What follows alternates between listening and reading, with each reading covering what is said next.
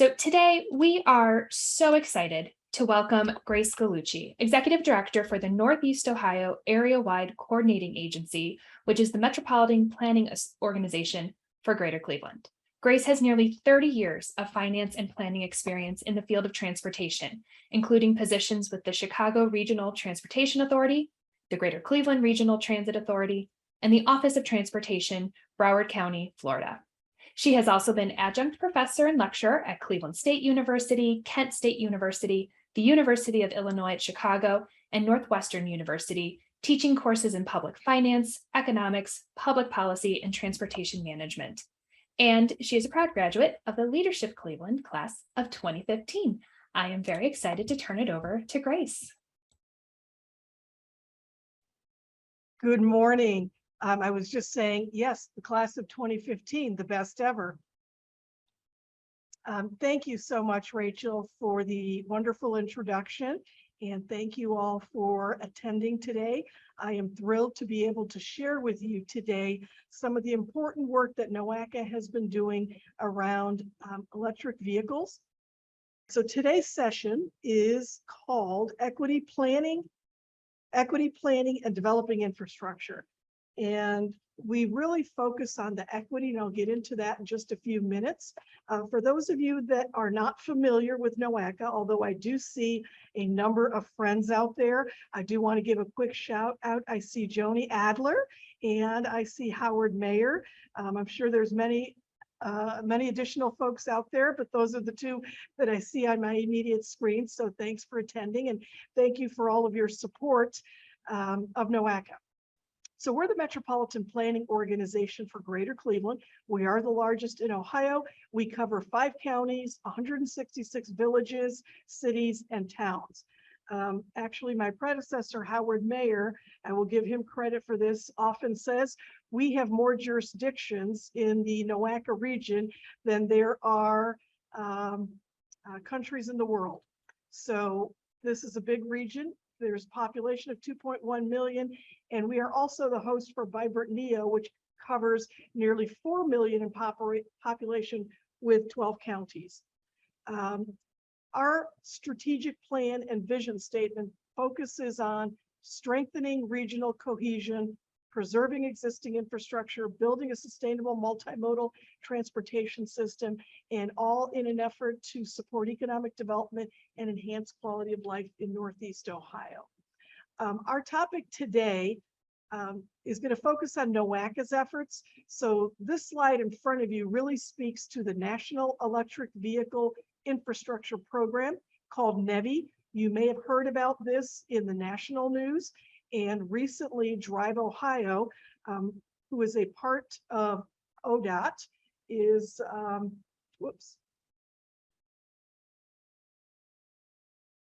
there we go.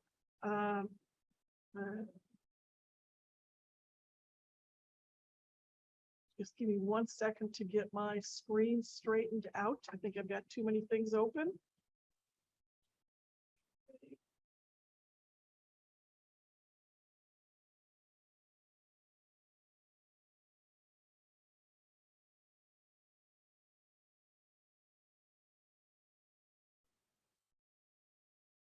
Okay, get back. So Drive Ohio is now shopping around their draft plan. This stems all from the Infrastructure Investment and Jobs Act, which was passed by Congress in November and signed into law by the president. This provides about $1.2 trillion in investment funding. Half of that, or about $600 billion, is for transportation, and that does include billions for EV charging stations. That process is just getting underway. We're going to focus today on NOACA's program, which is very complementary to the NEVI program, and in many ways is at the forefront within our region of putting in public charging stations. So our program, NOACA has committed $4 million for this EV charging station program. This is really to implement our own plans, part of our long-range plan, which promotes equity And we have done this in partnership with our local communities and regional agencies. And of course, we're really looking at trying to create a more sustainable transportation system for the region. Why? There's a whole lot of reasons why, and I'll get into that in a few minutes. First, I want to focus on our long-range plan. So in our long-range plan called ENEO 2050, which you can get online, one of our strategies is the evolution of future infrastructure and technologies. So we really do include in our plan some strategies on autonomous and connected vehicles, micromobility and ride sharing, Hyperloop, and then EV charging stations. And so we are looking at ensuring that as the technology moves forward in the automotive industry and in the transportation industry at large, that we as a region are not only keeping up with it, but that we're ahead for economic development and other purposes. Specifically to EV charging stations, in our long-range plan, we noted that over 2,000 charging stations would be needed just over the next decade to facilitate the adoption rates that are proposed. And this analysis was part of our overall work on determining what is needed in Northeast Ohio. According to our analysis, 144,000 EVs in the passenger vehicle fleet is what we are projecting, and that will reduce the emissions for the region. Let's talk about emissions. This really is the why of what we're doing. We all know that there is an urgency to climate change that we must address. One thing that stands out is if you look at the individual contributors in terms of the share of greenhouse gas emissions, transportation at nearly 30% is the single largest contributor of greenhouse gases. Larger than industrial, it's overtaken industrial, larger than electric power, agriculture, commercial, residential. Still, when you put all those together, they're about 2/3, we're about 1/3. So we still need improvements in those other areas, but we think that we can make some significant contributions in the reduction of greenhouse gas emissions in the transportation sector. And if you look at the chart to the right, you can see that passenger cars are about 31% of that. Trucks are about 22%, buses a very small amount. The light duty trucks are also significant at 46. So we're really looking at, as NOACA, how to convert fleets at the larger level, so the heavy duty and the light duty trucks. But a lot of what we're going to focus on right now is the passenger cars, and that's something that is, we feel, aligned with the industry and aligned with allowing everyone in the region to participate in ensuring that they contribute to that they contributed positively to climate change, which means that they're looking to solve it, not add to the problem. When we talk about the EV charging cost comparison, so yes, we're doing it for clean air, but when you look at the cost, whoops, sorry. There we go. When we look at the cost, an average person drives about 15,000 vehicle miles a year. And with an electric vehicle, we're looking at an annual cost for fuel of about $540, which is 3.6 cents per mile. And with a conventional vehicle, we're talking about $1,700, which is about 11.3 cents per mile. So I put this slide out there very much from the beginning to get this out of the way and say, it's also good for the pocketbook. So it is not something that we're saying we want to improve the air, we want to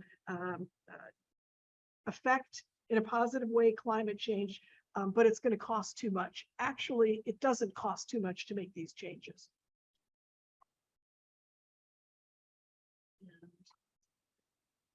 Okay. So NOACA began work on the EV charging siting plan in 2019. Our planners took a look at the entire region, looked at employment centers where the high amount of work trips were located, high volume traffic corridors. We also looked at overall air quality. Where is it better or worse in the region? We're in non-attainment, but it certainly is something that we can look at for a number of other attributes such as environmental justice. So we looked at all of those things, and with the eye towards increasing overall EV adoption rates. You've all heard many of the auto manufacturers saying by 2035, they're only going to be producing electric vehicles. Well, we need to get with that program then. The national projections are saying that over the next decade, 2018 was the data that we used for this, there was about 1 million electric vehicles. By 2030, they're looking at 18.7 million electric vehicles. And when you think about charging points, that we need about 10 million charging ports by 2030. And that includes a variety of levels. So the fast DC fast charging, the level 2, the workplace level, and then the largest is still going to be the home level charging stations. But one of our points at NOACA around equity is the home charging ports are great if you have a home that has the electrical capacity to do that, and that you have the ability to make those modifications to your home. If you do not, either for financial reasons or more likely because you live in a multifamily dwelling and you don't own that property, so you don't have the ability to make the changes to your home, then we need to ensure that there are public spaces that allow folks to participate in the utilization of EVs.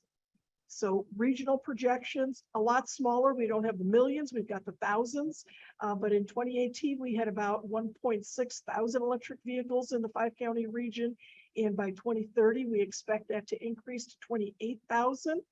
And when you look at the vehicles, by 2050, which is our long range plan, we're looking actually at getting to 144,000 based on our plan. And then if you look at this chart and you look at what's required in terms of charging ports, we're going to need 67,000 charging ports by 2050.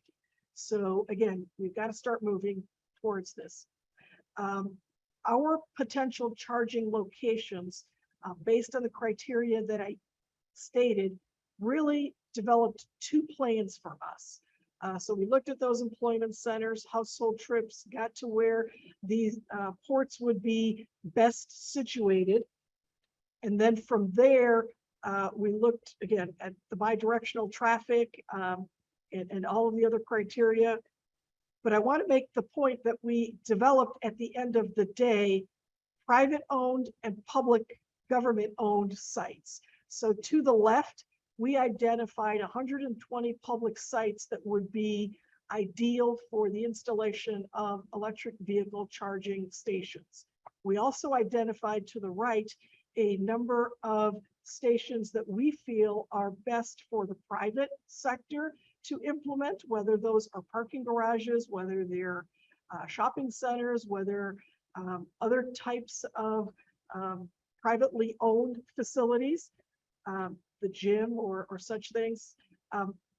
We will work with the private sector to implement these, but we will not be at this time implementing them as part of our public program. So we've got other things in mind for here, including partnering with gas stations and possibly subsidizing or giving them incentives to either convert or add to their existing fuel systems at their stations. So the 120 public sites are what we're focusing on.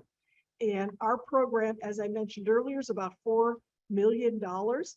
We decided to do this in partnership with local communities and regional agencies. So rather than issuing grants to those communities, we thought a partnership would be best, where NOACA took the lead and actually executed a contract for that installation and the local governments then would be responsible for some things while we were responsible for others. But overall, it would get us to that improving air quality and a more sustainable transportation system. So we have 5 counties, 40 communities, 47 sites. So although there were 120 locations defined as best, because this is a partnership, we did not dictate where the sites would go. If communities did not want them, we did not force them to take them. So basically this was voluntary, and looking at those best sites and looking at the alternative fuel corridors that currently exist, and that's part of that NETI plan, along with all of the other charging companies that exist, how we can work in partnership. And this is what we determined. We will have both level 2 and level 3. So the level 2 is a full charge in about 4 to 6 hours, and a level 3 is a full charge in 30 to 60 minutes. The kind of locations, kind of going back to this, the kind of locations, we have schools, we have libraries, we have parks, we have municipal centers, county and city owned garages. So those are what we call public sites. The joint responsibilities, we did site evaluation, site selection and prep, and then the development of interagency agreements. NOACA is the local public agency administration, or the LPA. For those of you that are familiar with ODOT and transportation work, you know what that means. What it basically means is we are the responsible entity for the contracting of the services. MPOs don't normally do this. We are probably, once again, the first in the country to do this. The reason we chose to take this responsibility, and we do thank ODOT for working with us to get this done, is that it would make it happen. This is a very complex process. There's a lot to navigate, and individual communities would not and do not generally have the wherewithal from a procurement perspective, meaning buying the stations, or the equipment, as well as installing them. It would make sense for us to do it as one contract. We hire the expertise to make those determinations on the sites, on the electricity requirements, and then actually a contractor to install them. And so that's what we're working on: the environmental documentation, right-of-way certification, the specs, procurement, the construction, and all of that has to be done in accordance with federal requirements. And those of you that are familiar with federal requirements know that their plans, their specs, their estimates, the PS&E process is very complicated. And again, it would be unlikely that individual communities, especially smaller entities or unfamiliar entities that are unfamiliar with transportation funding, such as libraries or park system, would have the wherewithal to do this. So the partner responsibilities are maintenance, ongoing of the equipment, public asset access, right-of-way permitting, and then the fee structure for the charging and data sharing. So these are the activities or the responsibilities of the partners. And this is our timeline, and we are just about on schedule. We put out for bid the construction contractor, and we did receive some bids, and we're in the process of opening them. I think they get opened on Friday. So hopefully we will have a contractor and be able to start implementing the construction. So that is my presentation, and I am happy to take questions. Grace, this is all very exciting. Thank you for sharing the updates. So as you're building these collaborations and partnerships, what are some of the techniques or best practices that you are using to help create those collaborations and get the buy-in? I have to imagine that you're working with varying levels of buy-in and thoughts around electric vehicles. Sure. So, as the Metropolitan Planning Organization, we have coordination built in to our processes. It's actually our middle name. If you think about the Northeast Ohio Area-Wide Coordinating Agency, which is what NOACA stands for, we're very well capable of really working with different organizations, regardless of their knowledge or level of expertise in any type of transportation. So there's the same complexities in our STOP program, which is our signalized optimization program. There are the same levels of considerations around expertise for our TLCI program, for our transportation asset management program. So we are used to working with a variety of communities, large, small, more sophisticated, with county engineers, city engineers, or those that have no engineers. And so we really made sure that that partnership was able to consider the attributes of those organizations, and that we were able to fill the gap where necessary. Are there any requirements around which manufacturer of the EV charger is installed in order to qualify for the partnership? So that's a great question. There are, again, we are installing levels 2 and level 3, and we need to ensure that the requirements of the site met and matched up, aligned with the requirements of the equipment, but specific manufacturers, the answer to that is they still had to meet certain specifications, and only some manufacturers will meet that. And the biggest one, the biggest challenge, is actually Buy America. So because these are federal funds, we do need to ensure that equipment that we purchase is Buy America compliant, which we have to demonstrate that a certain percentage, and it's a majority, of the components of that equipment are American made. And right now that is a challenge. I think level 3 definitely has American manufacturers, but level 2 does not yet have American manufacturers. I know that there are some manufacturers at this point in time looking to be certified, and we hope that by the time we have to install them, they will be certified, but that's our challenge. So as you look at the plans and the timeline that you have in place, what are some of those anticipated challenges, and how are you looking to overcome them? So some of the initial challenges, obviously, we've overcome, and that was getting partnership agreements in place to where communities were comfortable with the program, and that we're very excited about electric vehicles.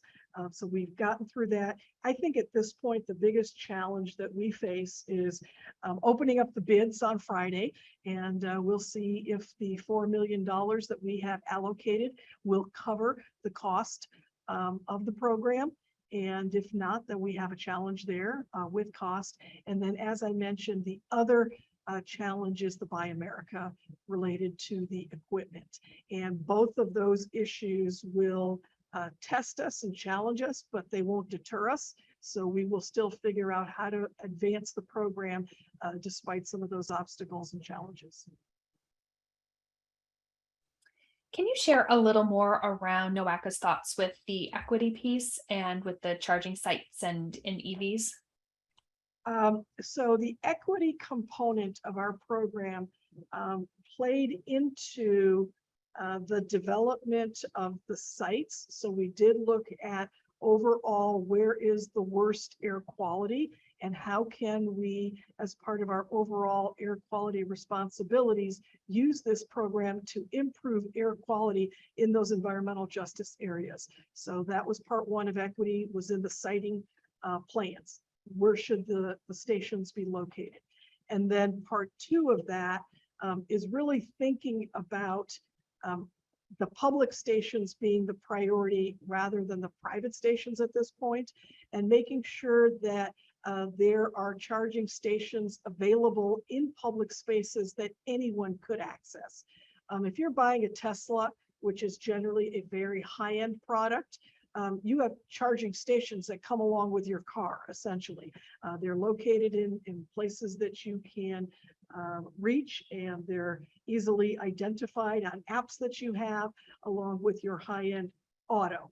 If you're purchasing a lower-end auto, it may not be as easy for you to find charging stations, and we want to ensure that we are putting them in public spaces that allow people both to charge them if they don't have access to chargers at their own home, as I mentioned earlier, multifamily housing, which are usually lower income units, usually rental units. We wanted to ensure that folks that live there have access to charging facilities near their homes. So that was an equity issue. And then just the overall idea of making sure that regardless of what type of vehicle you want to buy, so if you're looking at a lower costing vehicle, which again, probably more lower income folks would be buying the lower income vehicles, we want to make sure that they have the ability to participate in the solution for climate change and be able to take action. Again, we think that's an equity issue as well. Have there been conversations around how wait times for charging might impact consumers and potential needs for additional transit options? Yeah, so additional transit is always in the mix for us as we talk about alternate modes of transportation. We clearly have a system that's very built out for the automobile, and EV is really in many ways addressing that community, meaning the community of drivers. Public transit riders, as well as walkers and bikers, are part of our mix, and we've got other plans and programs that address expanding options for them. I think I've answered your question, but I'm not really sure that was the question. Yeah.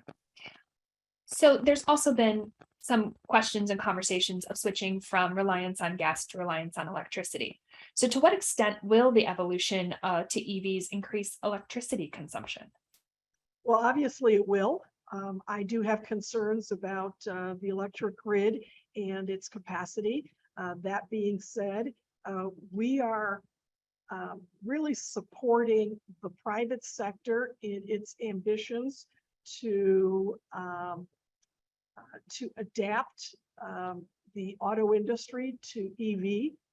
I'm assuming that as part of that, the industry is looking at their responsibility around electric and ensuring that the production of electricity is also clean, because if you produce electric through means such as coal, then you're really defeating the purpose of an electric vehicle. So we do have to be thoughtful about that, and we are monitoring that. It's a consideration in our long-range plan, but that component is really out of our hands in terms of the overall implementation, but we're monitoring it and we're supporting. And in terms of the charging times, which was part of your previous question too, and you're looking at that with the electric. Again, I think the public spaces and the variety of chargers will help then, I think, distribute the electric use over the course of the day. If everybody's going at home and plugging in at home, that's good, because at home, a lot of times electric usage is low during the night. But on the other hand, there could be opportunities in midday or other off cycles that is in the public space that we can help support. So I think that distribution of electric usage is important. And what will be the payment model for residents to access the public EV charging stations? So we wanted to be very flexible with this. And so we are allowing the communities that we've partnered with to make the decision on how much they will charge. It can be zero. So some communities may charge nothing for their residents in order to get them to, or encourage them to move to EV for cleaner air. However, they may need to charge something to recoup the cost of the electricity. What we will not permit is the generating of a profit. So we will cap the charging for electric vehicle charging at the cost of the electricity. Since the capital cost to install those stations was NOACA's, we will not allow them to charge for that to generate a profit. And Grace, one final question. If folks are interested in monitoring the progress and seeing how things are going, where should they go to learn more? Great question. I believe you can go to our website and find out what's happening through, we've got a page on there for EV, but more importantly, just on the web place. I don't know if they call it the splash page, or I'm not sure what they call it, banner. Has so many different names. You'll see updated news, and you'll be able to click and see what's going on there. Well, Grace, thank you so much for joining us today and sharing the work of NOACA around the evolution of EV charging stations in our community. And we're excited to see the progress continue. Great. Thank you so much.